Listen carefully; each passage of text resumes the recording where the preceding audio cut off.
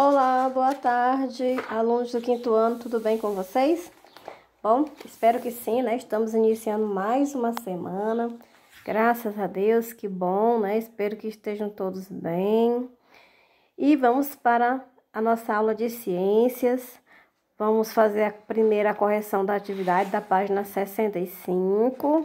Então, pegue aí o livro de vocês, onde nós falamos na aula passada sobre os materiais e os objetos. Não foi?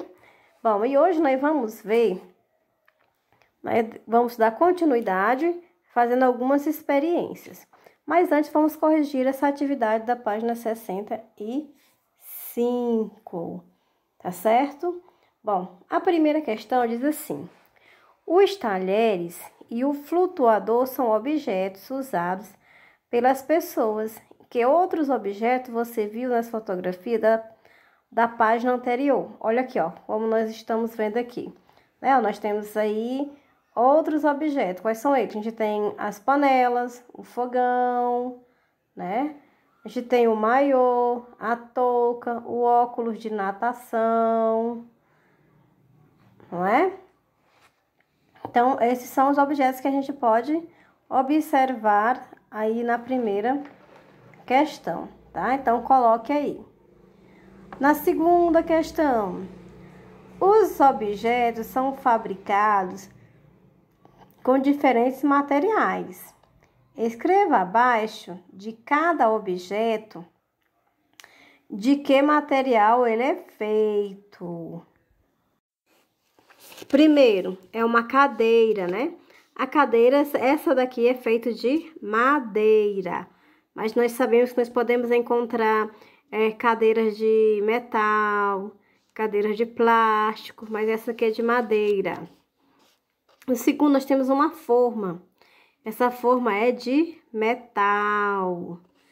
No terceiro, nós temos o dinheiro. O dinheiro é feito de papel. No quarto, nós temos um copo, e esse copo é feito de vidro. Então, coloque aí o vidro, tá certo? Vamos para a terceira questão. Temos aí: complete a frase. Além desses materiais, existem outros, por exemplo, a borracha, o plástico. E quais são os outros? Nós temos aqui algumas sugestões, né? Você pode colocar cortiça, tecidos, rochas, isopor, cerâmica. Então, escolham 3 desses daí, podem colocar quem não conseguiu responder, tá? A quarta questão. Cada objeto tem funções específicas e deve ser feito de materiais com características adequadas a essas funções. Analise, né? Assinale a característica dos materiais que é mais diretamente relacionada a cada objeto. Bom, na letra A, o material da lente dos óculos deve ser transparente ou opaco? Deve ser transparente, porque o óculos é para enxergar melhor, não é isso? Opaco não, senão ninguém vai enxergar nada. B, o tecido de uma capa de chuva deve ser permeável ou impermeável? Bom, se é para nos proteger da chuva, não deixar nos molhar, deve ser impermeável, né? Como o plástico. E aí temos um pontinho, diz assim: transparência e impermeabilidade são as propriedades dos materiais. Bom, como a gente viu, e a gente vai trabalhar bastante com essas 3 palavrinhas. Como a gente já viu lá na primeira, lá no início, né, da unidade, né? Nós vamos ver os materiais que são duros, os que são permeáveis, flexível, flutuante, transparente, impermeável, solúvel e opaco. Então, mude o livro de vocês para a página 66, onde nós temos aí para saber mais. Como título, aqui a água não passa. Bom, se aqui a água não passa, vamos descobrir o porquê. Diz o seguinte, que cientistas americanos criaram um material que promete ser o mais à prova d'água do mundo.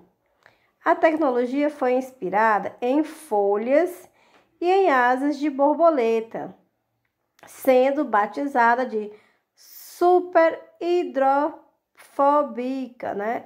Fóbica. Roupas impermeáveis e até mesmo turbinas de aviões que não congelam estão entre as várias aplicações possíveis para este novo material. Bom, olha só aí, né? A imagem, o desenho. E preste bem atenção, né? O que ela nos promete. Feita de quê, né? A base de quê? Inspirada em quê? Bom, como ele falou, foi inspirada em folhas e em asas de borboleta. Bom, então, vamos continuar com a leitura que nos diz exatamente o seguinte. Mas antes eu quero fazer uma pergunta, né? Essa pergunta é para que vocês reflitam sobre ela e pensem. Olha só, quais foram os componentes estudados? Vocês viram? Bom, foi o quê? Revestimento, né, de folhas e a superfície da asa de uma espécie de borboleta. Esses foram os componentes estudados. Bom, então, continuando a leitura. A capacidade de rebater a umidade é fundamental para a impermeabilidade. Quanto menos tempo a água fica em contato com o material, mais seco ou menos exposto à corrosão e ao congelamento ele fica. Por isso, os cientistas filmaram gotas, né, batendo em diversas superfícies, medindo o tempo de adesão delas a estes materiais. Bom, folha de lótus, cuja superfície é considerada a mais impermeável da natureza, inspirou a tecnologia que já é usada em tintas, tecidos e telhados. A superfície super hidrofóbica consegue obter uma eficiência, né, de 40% maior do que a folha de lótus. Bom, como a gente pode observar. Então, para a gente refletir um pouquinho sobre isso, tem uma outra pergunta. Diz o seguinte: qual é a superfície mais impermeável que existe na natureza? Qual é mesmo? Ah, acabamos de ver, né? É a folha de lótus. E a outra? Para que existe para que esse material é utilizado? Vocês lembram que eu acabei de ler? Bom, é utilizado na culinária e na medicina tradicional chinesa. Tá certo?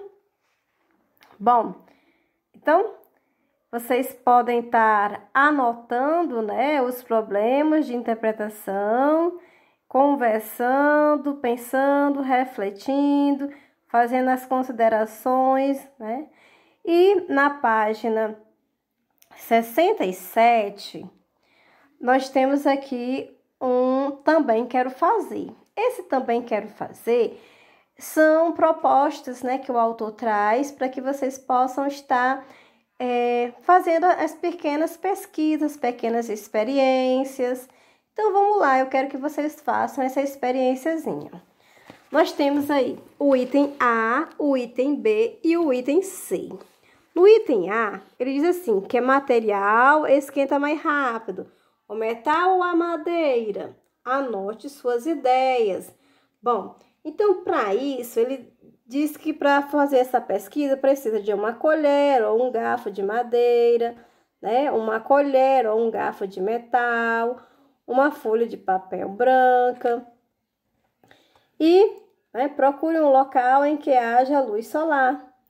Forrem o local com a folha de papel e coloquem os talheres sobre ela. Aguardem 15 minutos.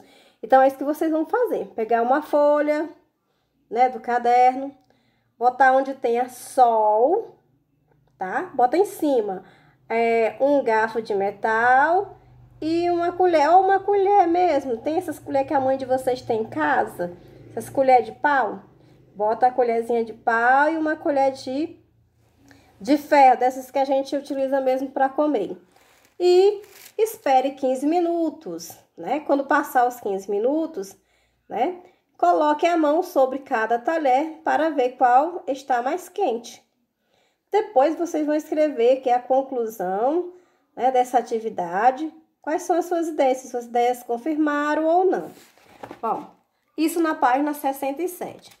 O item B está na página 68, que diz assim: se você embrulhar gelo com um pedaço de lã, ele vai derreter mais rápido?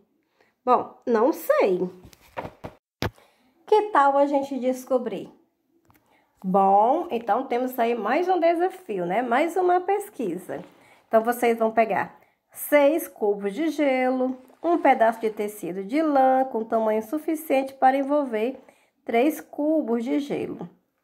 Aí está o modo de fazer, né? Ó, procure um local onde haja luz do sol também. Embrulhe 3 cubos de gelo com pedaços de lã e coloque no local escondido. Ao lado, coloque as outras 3 pedras de gelo e aguardem 15 minutos. Terminando o tempo, abram o tecido e observem como estão as pedras de gelo, tá? E depois coloquem qual é a conclusão de vocês, tá? Sempre façam isso, não esqueçam. E vocês devem se organizar e observar quem foi que descongelou primeiro. Se foram os 3 pedacinhos de gelo que estavam embrulhados com a lã, ou se não, se foram os outros que não estavam embrulhados. Tudo isso faz parte da pesquisa. O item C, que está logo mais abaixo, tem assim: a forma de um objeto interfere na flutuabilidade dele, ou seja, determina se ele vai afundar ou a boiar na água. Anote suas ideias. O que vocês acham? Bom, quem é que vai afundar? Será que é um copo, né? Temos aí. Material: um recipiente fundo com água. Pode ser até a pia de casa, tá? Um pouco de massa de modelar. Papel ou pano para secar o local depois, né? Bom, fazendo na pia não vai precisar disso. Pegar uma bacia em casa, uma bacia maior, ou mesmo balde que você estender do banheiro, um baldezinho, pronto, já dá certo o balde. Então, a massa de modelar deve ser separada em partes iguais, com a mesma quantidade, ou seja, o mesmo tamanho, tá? Dividir em partes iguais. Cada componente do grupo deve dar uma forma diferente à posição. Olha aí, ó.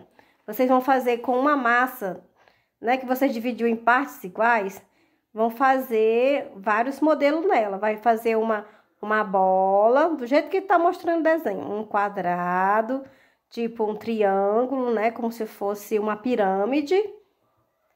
Então, vocês vão dar 4 formas.